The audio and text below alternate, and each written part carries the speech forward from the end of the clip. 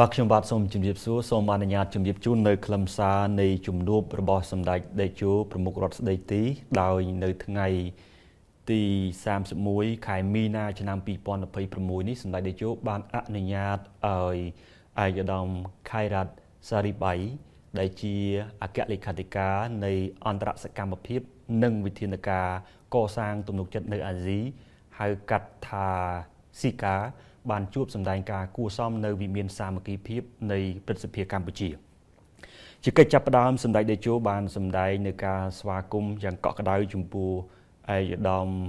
អគ្គលេខាធិការនិងសហការីដែលបានអញ្ជើញមកបំពេញទស្សនកិច្ចនៅក្នុងបរិយាកាសកម្ពុជាសម្ដេចក៏បានដឹងថាឯកឧត្តមនិងសហការីបានអញ្ជើញទៅទស្សនានៅខេត្តសៀមរាបហើយសង្ឃឹមថានឹងបានជាប់ចិត្តពេញចិត្តទៅនឹងប្រាសាទបុរាណរបស់កម្ពុជានៅក្នុងខេត្តសៀមរាបនិងភាពស្រស់ស្អាតនៅទីនោះសម្ដេចតេជោក៏បាន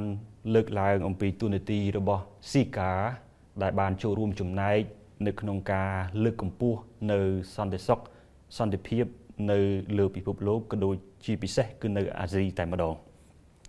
នៅក្នុងឱកាសនោះឯកឧត្តមអគ្គលេខាធិការនៃអង្គការអន្តរសកម្មភាពនិងវិធានការកសាងទំនុកចិត្តនៅអាស៊ីហៅកាត់ថាស៊ីកាបានសម្ដែងនៃការអរគុណជាអនេកប្បការចំពោះសម្ដេចតេជោដែលបានអនុញ្ញាតឲ្យឯកឧត្តមនិងសហការីបានជួបសម្ដែងការគួរសមនៅក្នុងឱកាសនេះឯកឧត្តមពិតជាពេញចិត្តនិងបានឃើញនៅភាពស្រស់ស្អាតនៅក្នុងបរិយាកាសកម្ពុជាជាពិសេសគឺក្នុងពេលដែលឯកឧត្តមបានអញ្ជើញទៅកាន់ខេត្តសៀមរាបបានឃើញពីប្រាសាទបុរាណរបស់កម្ពុជារាប់ពាន់ឆ្នាំដែលពោពេញទៅដោយអត្ថន័យនៃប្រវត្តិសាស្ត្រដ៏ស៊ីជម្រៅឯកឧត្តមក៏កោតសរសើរចំពោះភាពជាអ្នកដឹកនាំរបស់សម្ដេចតេជោតាំងពីនៅជានាយករដ្ឋមន្ត្រីជាពិសេសការកសាងនៅសន្តិភាពនៅក្នុងប្រទេសកម្ពុជាឲ្យស្គាល់ពន្លឺសន្តិភាពរួមទាំងការបើកឆាកកម្ពុជាពង្រីកខ្លួនទៅកាន់សហគមន៍អន្តរជាតិតាមរយៈការចូលរួមជាមួយនឹងអង្គការអន្តរជាតិនានាមានទាំងពីអាស៊ានហើយជាពិសេសបានចូលរួមចំណែកជាមួយនឹងស៊ីកានេះតែម្ដងឯកឧត្តមបានកត់សម្គាល់ថា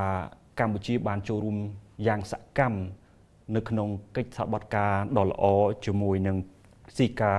ក្នុងគោលដៅដើម្បីលើកកម្ពស់នៅកិច្ចសហប្រតិការអន្តរជាតិថែរក្សាសន្តិសុខសន្តិភាពនៅក្នុងពិភពលោកដែលតួនាទីរបស់កម្ពុជាគឺជាតួនាទីដ៏សំខាន់នៅក្នុងកិច្ចការងាររបស់ស៊ីកានៅក្នុងឱកាសនោះឯកឧត្តមក៏បានលើកឡើងអំពីកិច្ចសហប្រតិការបន្ថែមទៀតនៅក្នុងក្របខ័ណ្ឌកម្ពុជាជាមួយស៊ីកាទាំងនៅក្នុងវិស័យទេសចរវិស័យអប់រំពាណិជ្ជកម្មជាដើមនៅក្នុងការពង្រីកទំនាក់ទំនង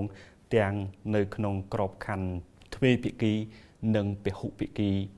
នៅក្នុងបរិបទនៃកម្ពុជាជាមួយស៊ីកាក៏ដូចជាបណ្ដាសមាជិករបស់ស៊ីកាផងដែរនៅក្នុងឱកាសនោះសម្ដេចតេជោបានសម្ដែងដល់ការពេញចិត្តចំពោះការលើកឡើងរបស់ឯកឧត្តមអគ្គលេខាធិការហើយបានសម្ដេចបានវិតម្លៃខ្ពស់ចំពោះទូនាទីរបស់ស៊ីកាក្នុងការលើកកម្ពស់នៅសន្តិភាពនៅតំបន់អាស៊ីរួមទាំងនៅលើពិភពលោកសម្ដេចបានលើកឡើងថាវេទិកាតាមរយៈវេទិកាស៊ីកាគឺបានរួមចំណែកនៅក្នុងការតភ្ជាប់គ្នារវាងបណ្ដាប្រទេសនៅក្នុងតំបន់អាស៊ីជាពិសេសគឺតំបន់អាស៊ីអាគ្នេយ៍និងតំបន់អាស៊ីកណ្ដាលតួយ៉ាងដូចជានៅបណ្ដាប្រទេសកាគីស្ថាននៅអាហ្សេបៃហ្សង់ជាដើមដែលជាការពង្រឹងការតភ្ជាប់គ្នារវាងអាស៊ីអាគ្នេយ៍ជាមួយនឹងអាស៊ីកណ្ដាលដែលជាផ្នែកក្នុងកិច្ចសហប្រតិការដ៏ល្អរវាងបណ្ដាប្រទេសនៅតំបន់អាស៊ីរបស់យើងជាចុងក្រោយសម្ដេចតេជោបានជូនពរឲ្យឯកឧត្តមអគ្គលេខាធិការនិងសហការីបំពេញទស្សនកិច្ចនៅក្នុងប្រទេសកម្ពុជាដោយជោគជ័យនិងទទួលបាននៅភាពរីករាយក្នុងពេលស្នាក់នៅក្នុងប្រទេសកម្ពុជា